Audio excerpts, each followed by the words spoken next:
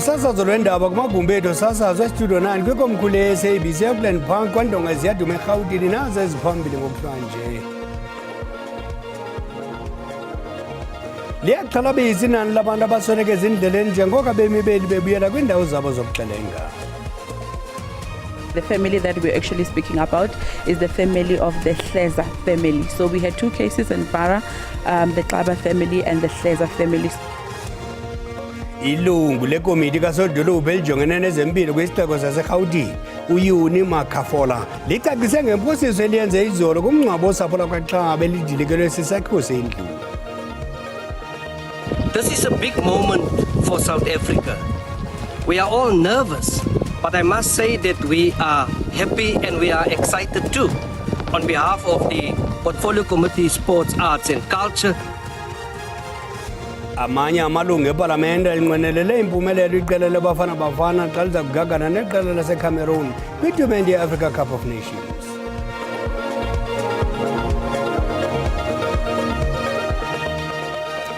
Tshone lingenandaba sinivubisela ngeselo lamathole amadala ngale ntwa amasi alo antubululu masikawuleswa rhuqa. Abasemagunyeni eMpumalanga baxhalabile linani elikhulayo lokusweleka kwabantu ezindleleni. Bamalunga nekhulu elinama-43 inani labantu abasweleke kwiindlela zeliphondo kweli xesha leeholide zehlobo. Ukuziphatha kwabantu kubonwa njengoyena nobangela wengozi zendlela. Umthamo sele usenyuka kuhola wendlela u-N4 nanjengoko iholide seziphela kwaye uninzi lubuyela kundalashe emva kwexesha leziyunguma. I'm going to Johannesburg. The road so far is good. Hi, oh no, we come from Kwapogweni and we are going back to Joburg. And the traffic, it's okay. Abasemagunyeni bathe qwa kwaye bevale indlela kwindawo ezahlukeneyo kweliphondo nanjengoko kuhlolwa ukhuseleko ezindleleni abo bafunyenwe besophula umthetho baye bohlwaywa ukanti koluphulo bekukho nendawo zokuphumla zabaqhubi bezithuthi zikawonke-wonke kuquka nabakhweli babo ukuze bolule inyawo logama befundiswa ngezomthetho ezindleleni. This roadblock sometimes it helps us, we can relax, sometimes it delay us, but it's a good thing that they check these cars because there is a Maputo cars that they are driving no sense. Abasemagunyeni basaxhalabile ngezinga lokufa kwabantu ezindleleni kwaye bebeka ityala ngokuziphatha kwabantu nokukhokhelela kulamanani maninzi. But this year is worse. We don't understand why we'll have 143 fatalities in the province, 21 more than the fatalities that we recorded last year. It's a concern to me. Babalelwa kuma-33 abantu ababanjiweyo kuqhuba ngesantya esiphezulu ukususela oko kuqale ixesha leziyunguma kweliphondo. Kusenjalo uyakhula umthamo wezithuthi kuhola endlela u-N3 kunye neminye imizila emikhulu kwiphondo iKwaZulu-Natal njengoko abatyeleli bebuyela kwindawo ngendawo. Phakathi kwentsimbi yokuqala neyesibini ngalemva kwemini bezimalunga nama-2,000 imoto ebezisendleleni zingise kwiphondo laseGauteng zingena kwisango elihlawulelwayo iMooi River Toll Plaza ngelixa bizizithuthi ezimalunga ne-1,000 ezingise eThekwini. Iziphathamandla zezomgwaqo zithi yize umthamo wezimoto unyuka emgwaqweni zimbili izingozi ezidlule nemphefumulo. Abashayeli bathi ukubonakala kwamaphoyisa omgwaqo emgwaqeni kuyasiza. It's quite decent. It's not as bad as the previous years. Lots of police patrolling, less drunken drivers. Kwenza umehluko omkhulu kusenza sibe safe kwakhona amaphoyisa emgwaqeni. Abanye abavakashi abavakashela isifundazwe bathi amaholide abe mafushane kakhulu. I think after a holiday you need another holiday to recover. It's too much because we're driving up and down. Abagibeli sebenxusa abashayeli bezimoto ezithwala umphakathi ukuthi bashayele ngokucophelela. Nje ukuthi bazinakekele bahambe kahle, drive safely bangajahi ukuze bazofika banakekele nabanye abantu abahambayo esitradeni. Ikolo sezovula so earlier i-vacation siphelile. I-N3TC isinxuse abashayeli ukuthi bacophelele njengoba umthamo wezimoto ukhula emgwaqeni nokungaholela ekutheni kube nesiminyaminya nokubambezeleka emgwaqeni. Kanti ungase kube nesimo esingesihle sezulu ezindaweni eziseduzane no-N3 okungenza kube nzima ukushayela. N3TC is advising road users to plan ahead and be prepared for longer travel times. In addition to the heavy traffic, this holiday season has been characterized by persistent poor weather with reduced visibility, which places extra strain on drivers, and all indications are that this will continue over the coming days. Kusukela ngosuku lokuqala onyakeni, baningi abashayeli ababanjwe bedle amanzi amponjwana. Looking at the statistics over the weekend, over 300 people were arrested for drinking and driving in the province of KwaZulu-Natal. So we are still going to carry on with those operations just to bring awareness to the people and to advise and to give them education as to drinking and driving does also contribute in our fatalities in the province. Abezinhlaka ezibheke ukugcinwa komthetho sijutshwe ezindaweni ezahlukene ku-N3 ukuqinisekisa ukuthi izimoto zihamba ngendlela futhi kuphephile ukusebenzisa umgwaqo. Londi Khatebe, SABC News, eThekwini.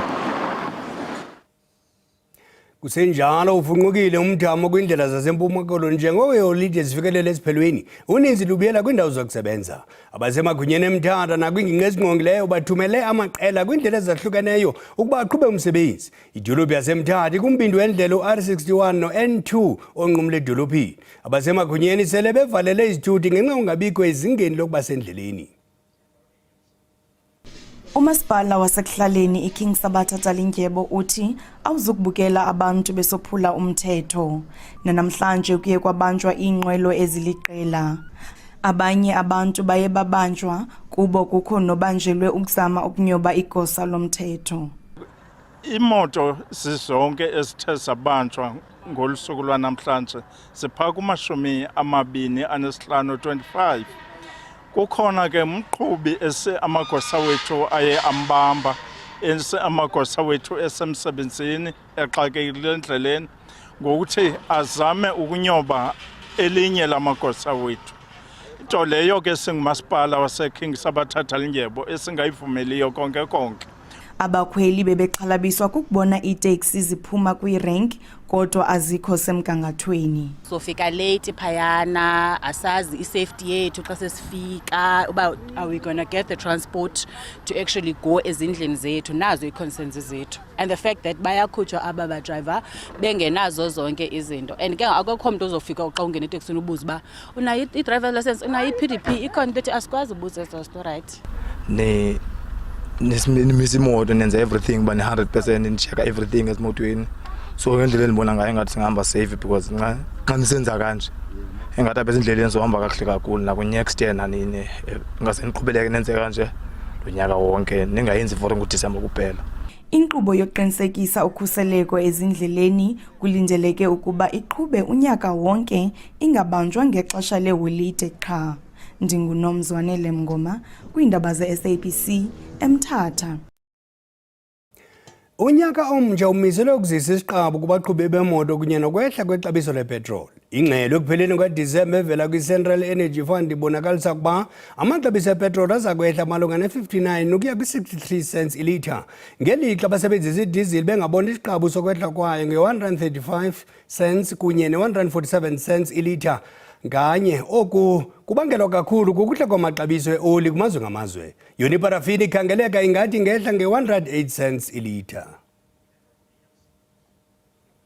Amaxabiso epetrol kulindeleke ukuba ehle ingakumbi amaxabiso eoli nanjengoko yehle nkqu nakumazwe ngamazwe. Amaxabiso ebefudula eguquguquka esehla esenyuka kodwa ukubonelela ngokuthe xhaxhe kwahlala kusesona sizathu samaxabiso ahlala ephantsi. Ngeli lixa irandi eyomeleleyo xa ithelekiswa nedola yaseMelika nayo ithe yadlala indima. Umlawuli we-econometrics uGqirha Azajaman uthi ukuzithemba koMzantsi Afrika kuphucukile kwaye kubonisa inzuzo.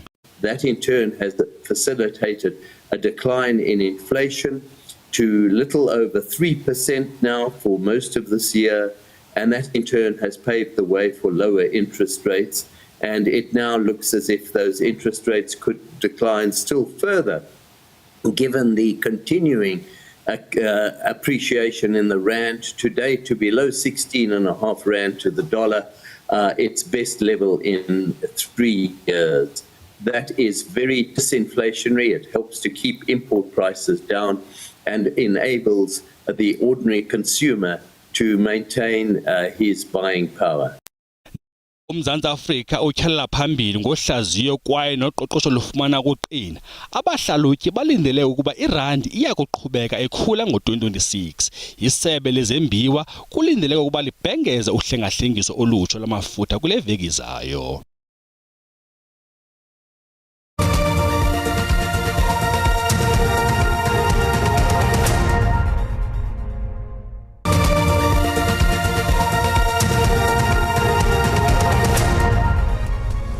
Sinamkela kwakhona sikwabhodisa nakwabo basandla ukungena. Uyakwazi ukuzibukela izindaba kwiqonga yeSABC Plus ukanti ukuphela kwazo ungazifumana kwikhasi leYouTube ngokuba uthi SABC Indaba zesiXhosa kwinqaku eliphambili sithe.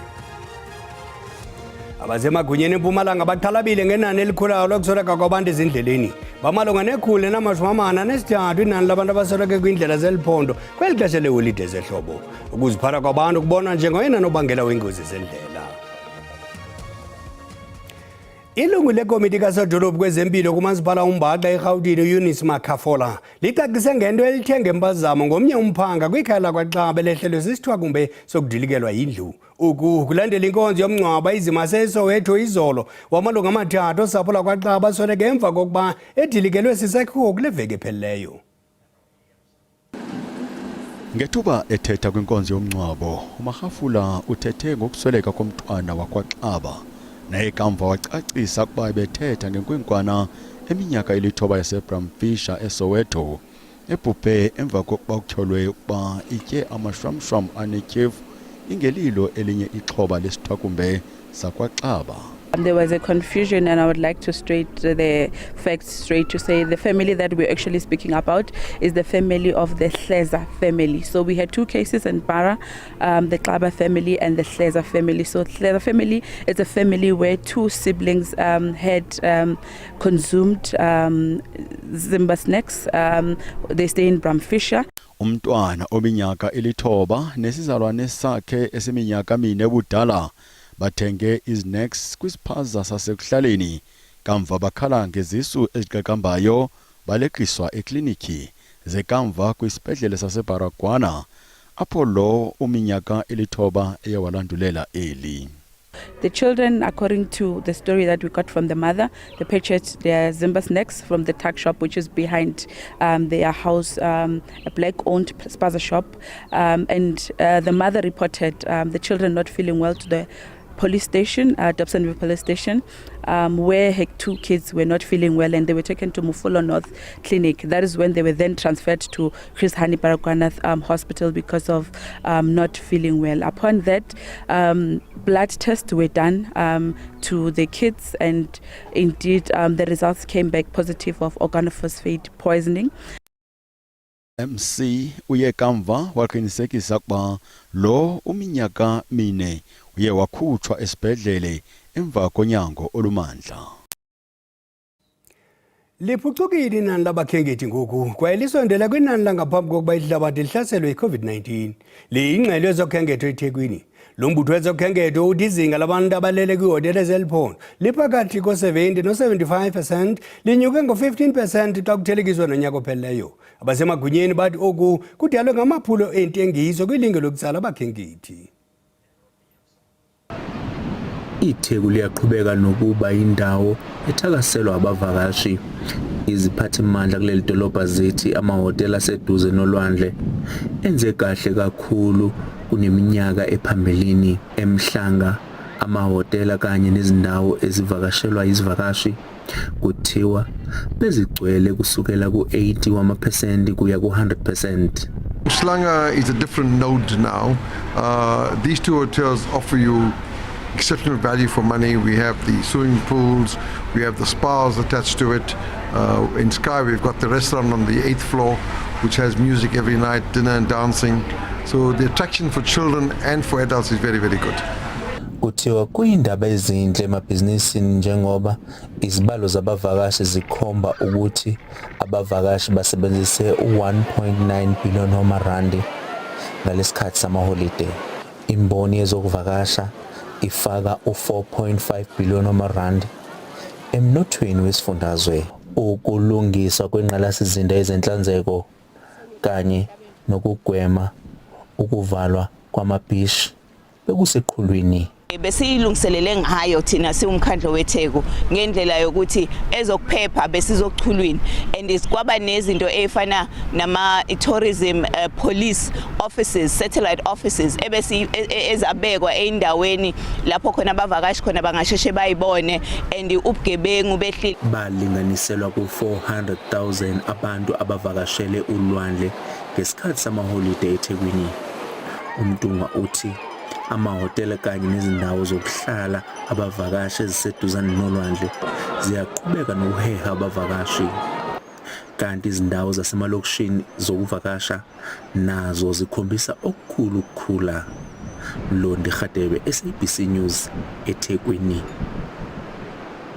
Kusenjalo kabikho qela lifuna ukugoba uphondo phakathi kosotheko eMorocco neTanzania. Kwisigaba sesibili amaqela sabambene ngeqanda kunquzulwano lomjikelo wamaqela ali-16 kwitumente ye-Africa Cup of Nations eRabat eMorocco. Iqela eliphumelele kulo mdlalo liza kuzibekela indawo kwi-quarter finals zale tumente. Ukanti iSenegal emva kokuba izityele itheko kwiSudan ngo-3-1 ingene zwapha kwi-quarter finals ndawonye neMali ebethe iTunisia 3-2 kwipenalty. Ukanti ke nto zakuthi uyaqhuba umdlalo wabafana bafana neCameroon usasazwa kwijelo lalapha ekhaya SABC 2, SABC Plus nakwizikhululo zikanomathotholo zenkonzo yoluntu iPBS. Thina sithi kubo amakhwenkwe asekhaya igwala kulonina siyaqiniseka ukuba baza kuphumelela abafana. Umbengo mntu uyawucima umlilo masikhongozele ngomso ngesizulu uqala ngentsimbi yokuqala ngexesha lesidlo sasemini. Makuthethe bumnyama kuvele kukhanye kube chos bele.